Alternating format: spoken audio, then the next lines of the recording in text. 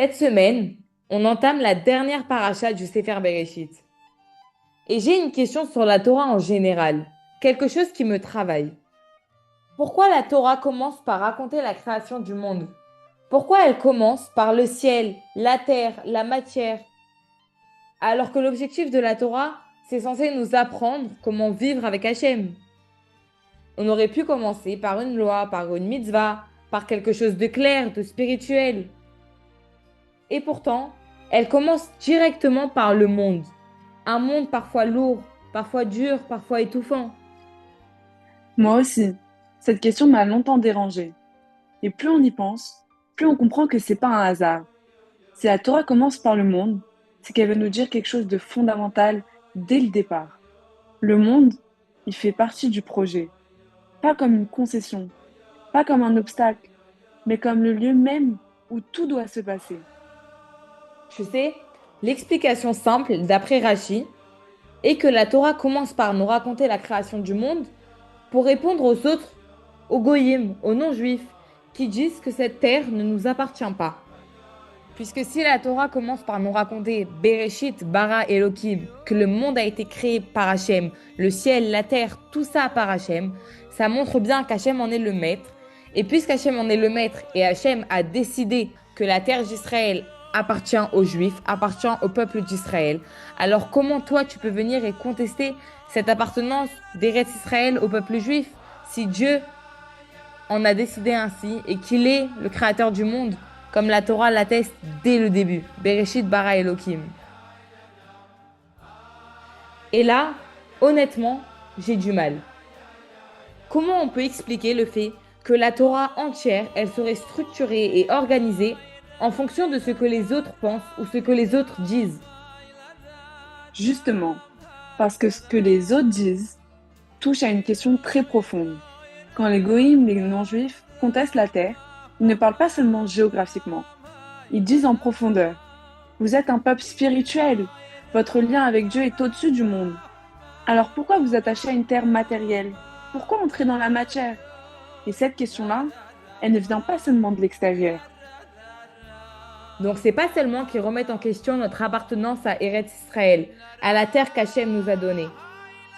Parce que cette question, je crois que beaucoup d'entre nous se la posent aussi, surtout quand on est en galoute.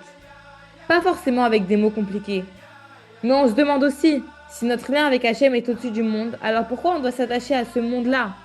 C'est un ressenti qu'on a en nous. Un juif peut se dire, surtout en galoute, qu'est-ce que je fais ici? Pourquoi je suis plongé dans un monde matériel, un monde compliqué, dur? Pourquoi je dois travailler, je dois lutter, je dois tomber, je dois pleurer même des fois? Et puis il y a cette question-là, celle qu'on n'ose pas toujours dire à voix haute. Si mon lien avec Hachem est spirituel, alors pourquoi je suis enfermée dans des limites? Quand on entend ça, on pourrait croire que c'est une faiblesse, un manque de confiance. Mais en vérité, c'est pas ça du tout. C'est le cri silencieux de l'âme, de la neshama. Une âme qui se souvient d'un endroit sans frontières et qui maintenant se retrouve dans un monde étroit. Cette question-là n'est pas une faute. Elle est légitime, elle est humaine, elle est juive. Et tu sais, vraiment, des fois cette question, elle fait mal. Parce que la galoute, c'est pas juste une condition extérieure. La galoute, c'est aussi à l'intérieur. Ça se trouve dans la fatigue, dans la pression, dans mon sentiment d'être coincé dans une situation que j'ai pas forcément choisie. Et c'est exactement à cette question que la Torah répond dès son premier mot. Bereshit bara Elohim. Avant de te dire quoi faire, avant de te donner une loi, une mitzvah, elle te dit, le monde il a été voulu. Ce monde-ci, avec ses limites, avec sa matière, avec ses difficultés. Donc la Torah, elle commence pas par une fuite du monde, mais par son existence même. Comme si que la Torah, elle nous disait, ne cherche pas à t'échapper, ne cherche pas à fuir cette situation, mais regarde autour de toi, où tu es, où tu te trouves. Tu n'es pas tombé ici par erreur. Tu n'as pas été enfermé dans les limites. Tu as été envoyé dans les limites. Parce que le but n'est pas de rester spirituel malgré le monde, mais de faire entrer la lumière dans le monde. Alors la terre, la matière, la vie concrète, tout ça, c'est pas juste un isaïon, c'est pas juste une épreuve, un poids inutile. Non, c'est une responsabilité. Si un juif reçoit une terre, c'est parce que sa mission n'est pas seulement de croire, mais de transformer. Transformer ce qu'il mange, transformer ce qu'il touche, transformer l'endroit où il vit. On peut vraiment le faire, même avec une bracha avant de boire un verre d'eau. Chaque chose qu'on fait dans ce monde, on est en train de vraiment transformer ce qui se trouve autour de nous. Et là, tout Sefer Bereshit prend un autre sens. Parce que ce Sefer, ce livre, n'est pas seulement un récit du passé. C'est un livre de racines, de nos racines à nous. Exactement. Tous ces verbes Bereshit reposent sur une idée simple mais immense. Maaseh Avot, Siman Labanim. Les actions des pères ne sont pas des souvenirs, ce sont des forces. Quand Abraham traverse un monde païen, quand Yitzhak tient bon dans la contrainte, quand Yaakov vit chez Lavan sans se perdre. Ils ne font pas seulement pour eux, ils ouvrent un chemin pour nous.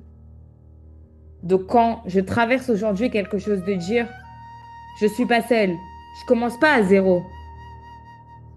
Non, tu marches sur une route déjà ouverte.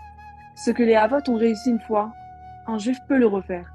On peut, nous, le refaire. Pas parce qu'on est fort, pas parce qu'on est fort par nous-mêmes, mais parce qu'on porte un héritage. Et maintenant, seulement maintenant, on peut comprendre le sens de la fin du Sefer Bereshit. La fin du Sefer raconte le décès de Yosef Hatzadik. On pourrait être choqué de voir que c'est pas une belle fin. Pourquoi finir avec Yosef en galoute en Égypte? Pourquoi ne pas finir par la sortie d'Égypte, par la délivrance? Mais c'est quoi le sens de cette fin? Parce que cette fin n'est pas un détail, c'est l'aboutissement de tout ce qui a été construit avant. Depuis le début du Sefer, on a vu des hommes capables de rester eux-mêmes, dans des situations qui auraient pu les détruire. Mais Yosef, c'est le cas le plus extrême. Vraiment le plus extrême qu'Abraham qui était le fils d'un idolâtre, plus extrême que Yaakov chez Lavan qui est corrompu. Oui, parce qu'Abraham et Jacob ont connu la galoute. Mais Yosef, lui, il est plongé dedans entièrement. Il est seul, séparé de sa famille, séparé de son environnement, séparé même de toute possibilité visible de sortie. Oui, exactement. L'Égypte, c'est pas seulement un endroit difficile où on peut se trouver des fois. L'Égypte, c'est un endroit qui est fermé, un endroit où tout pousse à oublier qui l'on est à l'intérieur, qui l'on est profondément, qui l'on est vraiment. Et pourtant, Yosef n'oublie pas, il ne disparaît pas, il ne devient pas égyptien, il ne se laisse pas influencer.